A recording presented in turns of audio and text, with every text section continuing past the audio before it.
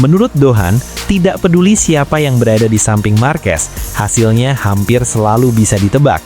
Sang baby alien memiliki mentalitas juara yang luar biasa, fokus, tajam, dan tanpa kompromi. Baginya, satu-satunya tujuan hanyalah menang dan mengalahkan siapapun, termasuk rekan setim sendiri. Memasuki musim MotoGP 2027, rumor panas mulai bermunculan. Kontrak baru Marquez dengan Ducati disebut tinggal menunggu waktu untuk diumumkan. Jika itu benar terjadi, maka posisi Marquez sebagai pusat proyek Ducati akan semakin kuat. Namun, pertanyaan besar pun muncul. Siapa yang akan menjadi rekan setimnya?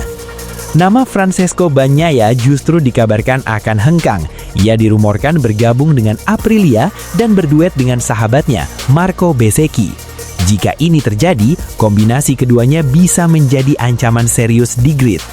Di sisi lain, Ducati disebut tengah menyiapkan talenta muda sensasional, Pedro Acosta, untuk naik ke tim utama.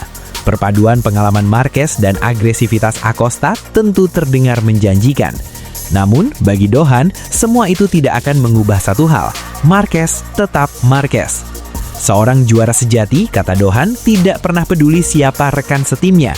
Fokusnya hanya satu, menjadi yang tercepat. Dan fakta di lintasan mendukung pernyataan tersebut.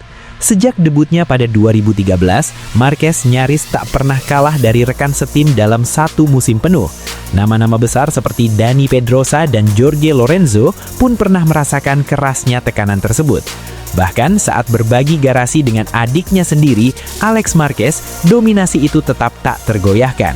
Begitu pula dengan Pol Espargaro dan Joan Mir, semuanya kesulitan menandingi konsistensi sang juara. Inilah yang membuat satu pertanyaan besar muncul. Bukan siapa yang akan menjadi rekan setim Marquez, tapi siapa yang mampu bertahan. Di MotoGP, rekan setim adalah rival terdekat. Mereka memiliki motor yang sama, data yang sama, tapi justru disitulah Marquez unggul. Ia mampu memaksimalkan setiap detail kecil menjadi keunggulan besar di lintasan.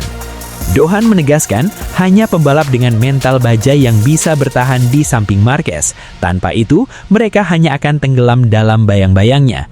Namun, di sisi lain, kesempatan tersebut juga bisa menjadi batu loncatan besar, terutama bagi pembalap muda seperti Acosta. Belajar langsung dari Marquez adalah pengalaman langka, tapi resikonya jelas. Jika tak cukup kuat, karir bisa meredup sebelum benar-benar bersinar.